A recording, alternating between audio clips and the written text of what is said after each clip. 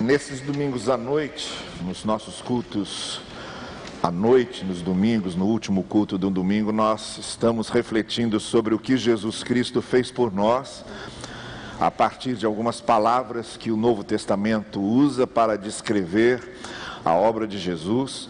Ele usa a palavra salvação, por exemplo, que foi a palavra que destacamos no domingo passado. Jesus Cristo veio para nos salvar. Hoje eu gostaria de refletir com vocês sobre o fato de que Jesus veio para nos regenerar. A obra da regeneração de Jesus, ou a obra de Jesus fazendo com que nós tenhamos uma nova vida, com que nós nasçamos de novo. Deixe eu começar dizendo uma coisa. Nós, seres humanos, às vezes descemos o mais fundo que podemos descer. Nós, seres humanos, às vezes estragamos a nossa vida de uma maneira tal que ela fica tão estragada e tão impossibilitada de qualquer coisa nova, que a impressão que dá é que aquilo não tem mais jeito. Nós, seres humanos, às vezes caímos num abismo tão profundo e transformamos a nossa vida numa confusão tão grande, num campo tão triste de detritos, ruínas, escombros. Nós somos capazes de transformar a nossa vida em ruínas e escombros. E parece que nada mais pode ser construído ali. Muitas pessoas que conhecemos e para quem olhamos, muitas pessoas de quem sabemos as histórias e os contextos, muitas pessoas que têm estragado a sua vida, quando nós olhamos para elas, nós pensamos, isso aí não tem mais jeito. E realmente não tem. Nós somos capazes de levar a nossa vida a um fundo tão profundo que realmente não tem mais jeito. A única coisa que resolveria ali era aquela pessoa nascer outra vez e começar tudo de novo. Pois eu quero dizer essa noite que foi exatamente isso que Deus resolveu fazer. Há pessoas que estragam tanto a sua vida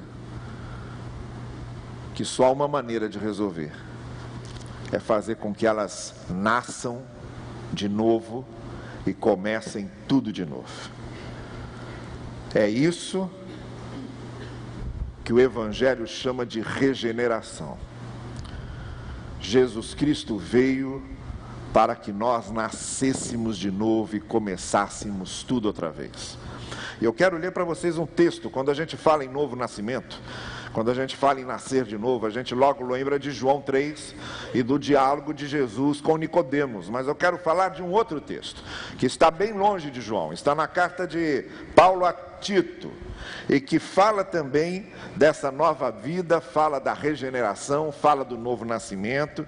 No capítulo 3 da carta de Paulo a Tito, a partir do versículo 4, há algumas coisas aqui que eu gostaria de ressaltar essa noite, de compartilhar com vocês essa noite.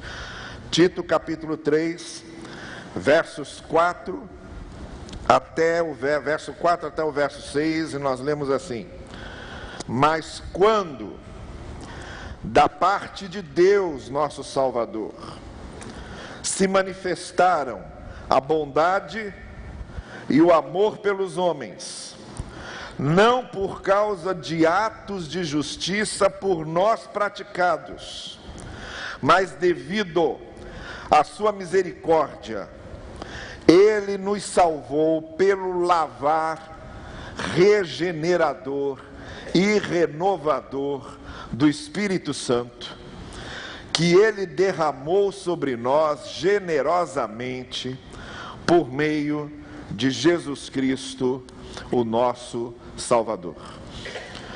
Um texto simples, um texto completo, é um texto que fala de regeneração, é um texto que fala de novo nascimento, é um texto que explica o que Jesus Cristo quis dizer a Nicodemos naquele diálogo que conhecemos bem do capítulo 3 de João, mas principalmente é um título que fala, é um texto que fala algo sobre nós, que fala algo sobre Deus, que fala algo sobre Cristo, e depois fala algo sobre nós de novo. Entenda esse texto como um círculo desenhado pelo apóstolo Paulo. Começa nesse ponto falando sobre nós, depois fala sobre Deus, depois fala sobre Cristo, e fecha falando sobre nós de novo. O apóstolo Paulo quer que nós compreendamos qual é a nossa situação, quer que compreendamos o que Deus fez, quer que entendamos qual é o papel de Cristo nisso, e quer que entendamos quais são as consequências para a nossa vida. Então nesse texto nós temos, em primeiro lugar, algo sobre nós que nós precisamos saber, e que o apóstolo Paulo deixa muito claro quando escreve: não há nada por mérito nosso que possamos fazer. A maneira como Deus nos alcança, e a maneira como Ele nos transforma, e a maneira como Ele nos dá nova vida, não tem nada a ver conosco. Tem a ver, como eu disse para vocês no domingo passado, de uma salvação que vem de fora. E nesse sentido, a salvação que vem de fora vem para nos dar uma nova vida. O apóstolo Paulo diz a respeito de nós que nós estamos, como ele vai dizer em Efésios, mortos por causa dos nossos pecados e por causa da nossa condição. Na nossa condição de queda e de pecadores, o termo que o apóstolo Paulo usa é esse: nós estamos mortos. O que é que caracteriza essencialmente uma pessoa morta? Primeira coisa, ela não reage. Morto não reage. Você toca no morto, você chacoalha o morto, mas o morto não reage. E Paulo diz que nós estamos mortos nos nossos pecados e ofensas, porque essa é a nossa condição. Nós não reagimos. Nós sabemos o que nos faz mal, nós sabemos que precisamos mudar, nós queremos vencer aquelas fraquezas que temos, mas não conseguimos, porque nós por nós mesmos não reagimos. É preciso que venha algo de fora para nos ajudar.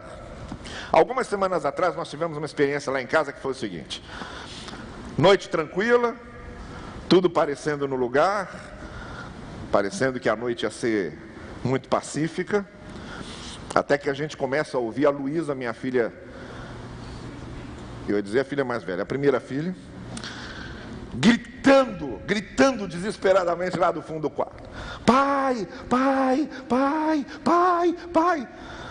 Eu levei aquele susto, sair correndo. Quando eu chego no quarto, está a Luísa na ponta da cama, lá, totalmente descontrolada, gritando, e aqui, em cima do travesseiro dela, um morcego, deitado no travesseiro, asas abertas, parado, tranquilo, sereno, a outra se esgoelando lá e ele aqui, quietinho. Aí eu cheguei, ela: pai, olha isso. E o que é, Luísa? Tem que tirar daqui. Minha filha está tão bem aí, deixa ele, está tão descansadinho. Pai, tira isso daqui. E aí eu pensando, como é que a gente faz isso? Como é que faz agora isso? Traz uma toalha. Trouxe a toalha. Primeira coisa, jogar a toalha em cima dele. Não mexeu, lá parado. Falei: não é possível, gente. Luiz, esse bicho morreu, deixa ele aí. Falei: pai, não pode. Então, aí, traz a vassoura. Trouxe a vassoura. Aí eu fui com a vassoura e Segurei ele ali. Ah, tá bom, leva para casa. Segurei ele ali. Estou segurando ele ali.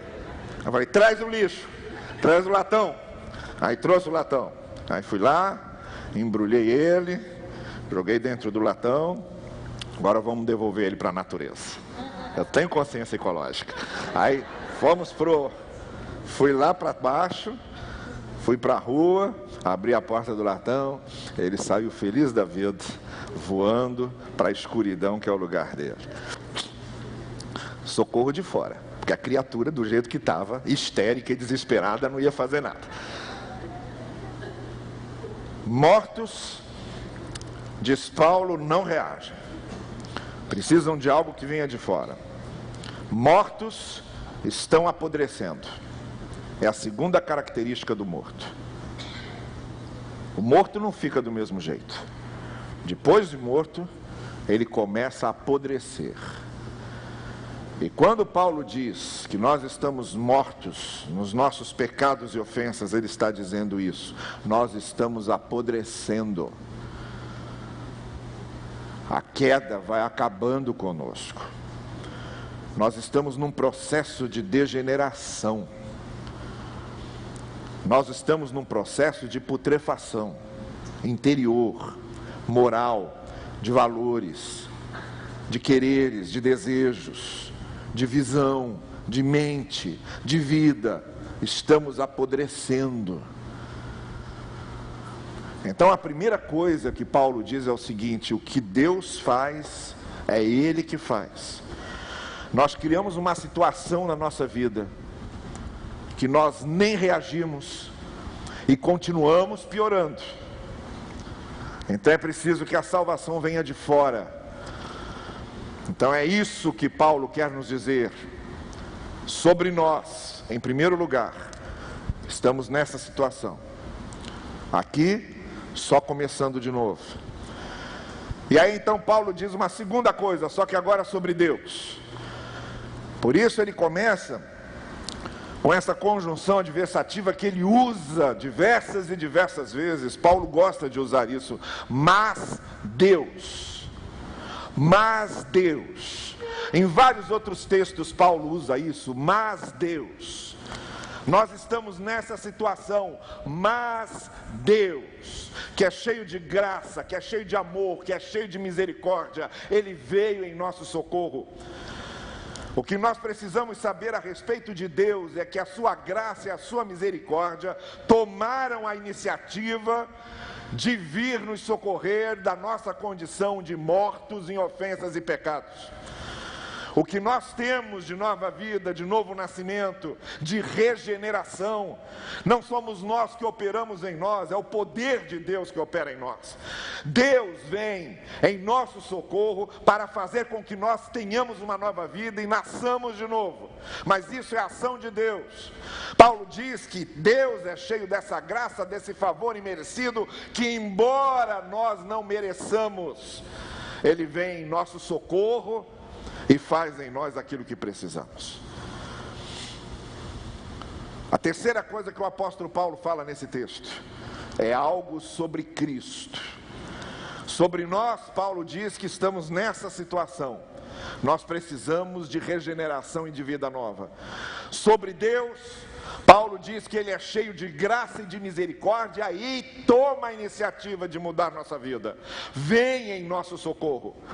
Sobre Cristo, o apóstolo Paulo diz que Cristo é esse agente da transformação. E aí a gente retorna ao diálogo de Cristo sim com Nicodemos. E agora sim a figura de Cristo ali é importante. Quando Cristo diz a Nicodemos: aquele que não nascer de novo não pode ver o reino de Deus. E Nicodemos, que era um teólogo, que era um estudioso das Escrituras, que conhecia os estudos mais profundos da Torá, do Talmud, das tradições rabínicas, Nicodemos não entende isso. E vira para Jesus e diz: nascer de novo quer dizer que eu preciso retornar ao ventre da minha mãe, e minha mãe precisa ter um novo parto, e eu preciso vir à luz de novo. Cristo disse: não é isso que eu estou dizendo. Eu estou usando a linguagem do que acontece por dentro. O que é carne, o que é físico, o que é espiritual, e eu estou falando das coisas que acontecem por dentro. Eu estou falando de um novo nascimento por dentro. Eu estou falando de uma transformação por dentro que eu posso produzir em vocês. E aí o apóstolo Paulo diz: sim, Deus fez isso. Tomou a iniciativa de transformar nossas vidas através de Cristo. Em todas essas mensagens que estou trazendo a vocês essas noites, o personagem principal, o personagem central é o Senhor Jesus. Ele é o Salvador e Ele também é o agente da regeneração. Ele é que produz a nova vida em nós, quando nós estamos nele, porque Ele é a vida completa. Falando com seus discípulos, Jesus Cristo disse: eu vim trazer para vocês vida plena, vida completa. É interessante que Jesus não usa a palavra bios quando fala de vida aqui. A palavra grega bios, que tem a ver com vida orgânica. Você sabe de onde vem biologia, de onde vem biólogo. Cristo não está se referindo à vida bios, a vida orgânica. A palavra grega que Cristo usa aqui é a palavra zoe, que tem a ver com qualidade de vida, tem a ver com condição de vida. Cristo está se referindo não à vida física, mas à vida interior, à mudança interior. Eu vim trazer para vocês vida com sentido, vida com significado, vida com propósito. Não adianta ter apenas uma vida bios, se não possui uma vida zoe. Não adianta ter uma vida orgânica, não adianta respirar, não adianta se alimentar, não adianta andar, se não tiver consciência de sentido, consciência de significado, consciência de propósito. Não é à toa que nós estamos com um monte de gente que está simplesmente circulando pelas ruas, sem ter a menor noção do sentido da sua vida, do significado da sua vida, da essência da sua vida. Não é à toa que nós temos um monte de gente se refugiando nas drogas, na bebida, se refugiando no entretenimento, se refugiando em fugas. Gente que está fugindo porque não suporta apenas uma existência orgânica. Ninguém suporta apenas uma existência orgânica. Nós precisamos de sentido, nós precisamos de significado, nós precisamos de interior. Ninguém suporta saber que está apenas vivendo. Ninguém suporta saber que vai morrer depois de ter apenas vivido. Mas quando a gente tem sentido de vida, quando a gente tem significado de vida, até a morte toma um outro sabor. Até para falar de morte é diferente. Quem sabe que está vivendo com sentido, não tem medo de chegar ao fim da sua vida e olhar para trás, porque sabe que não foi apenas uma vida orgânica. É disso que Jesus está falando. É isso que Jesus disse quando falou: eu vim para que vocês tenham vida. É isso que Jesus disse, que faz-nos nascer de novo. Não é esse corpo que precisa nascer de novo. Esse corpo está morto. Se ele é só vida orgânica, ele está morto.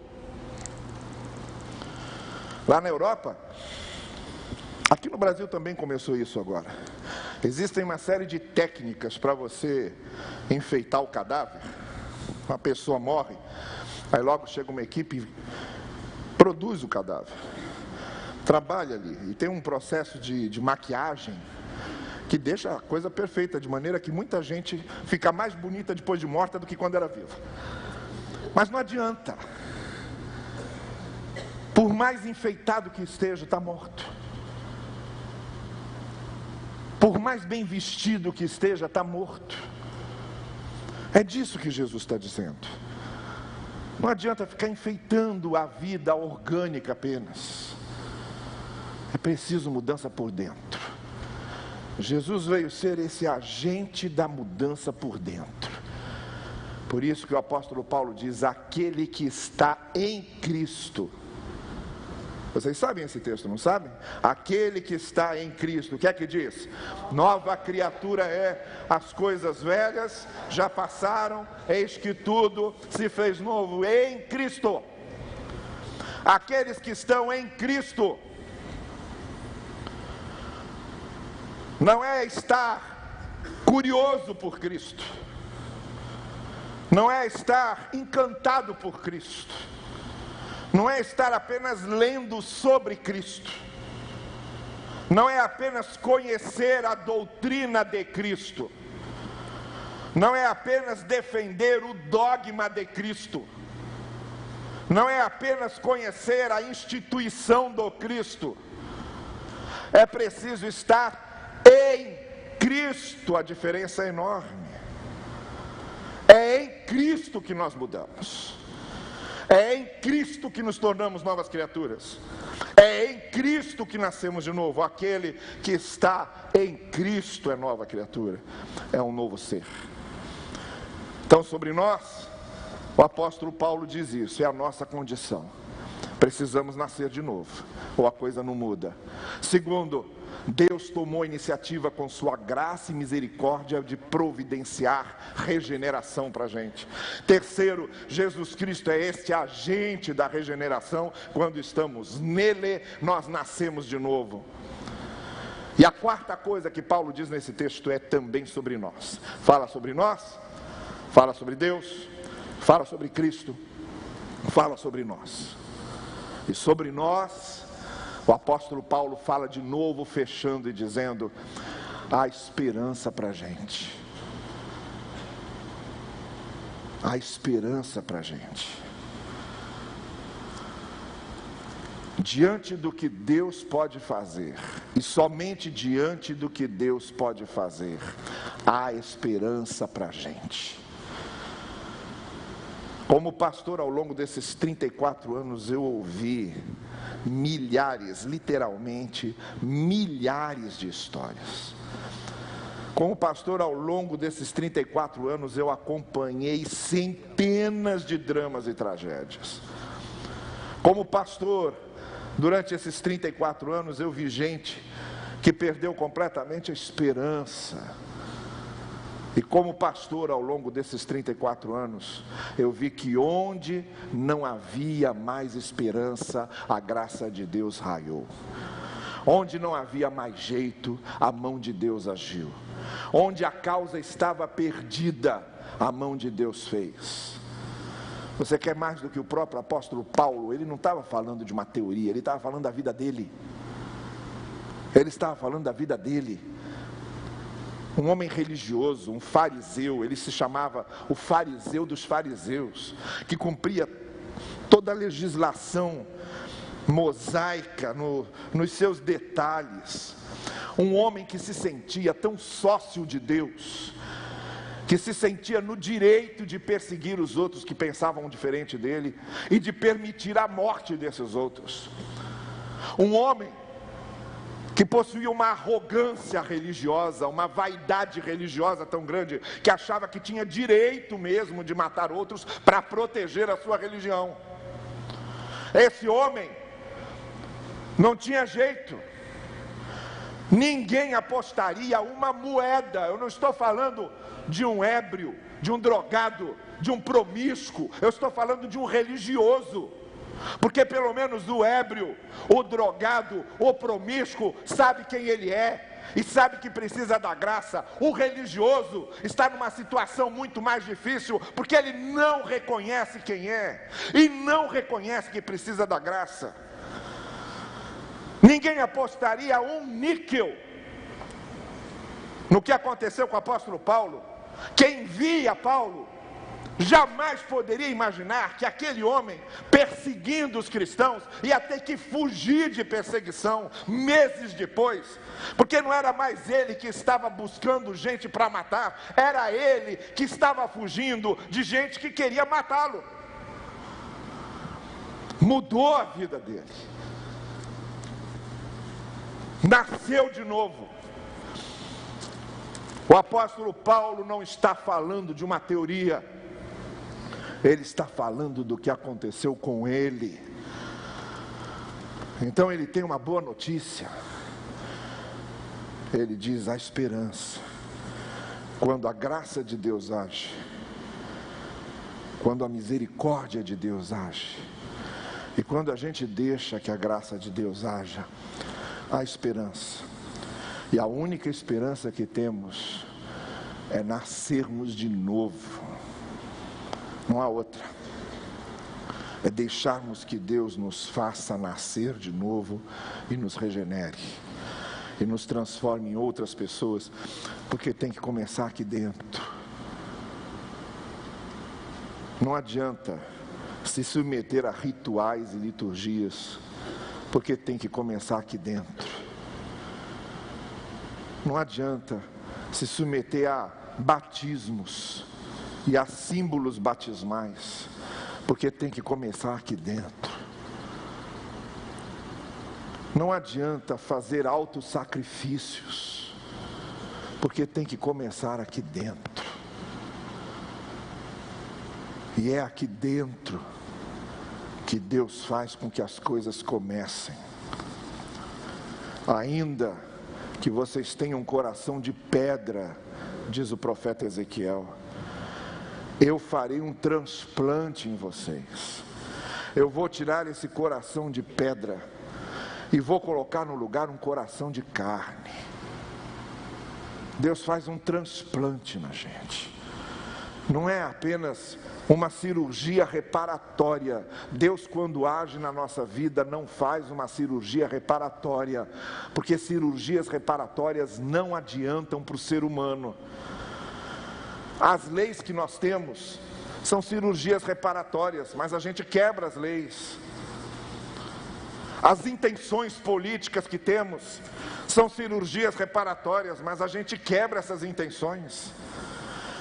Os sistemas governamentais que nós vamos escolhendo para ter uma vidinha melhor, pelo menos, ter pelo menos governantes mais conscientes, são cirurgias reparatórias.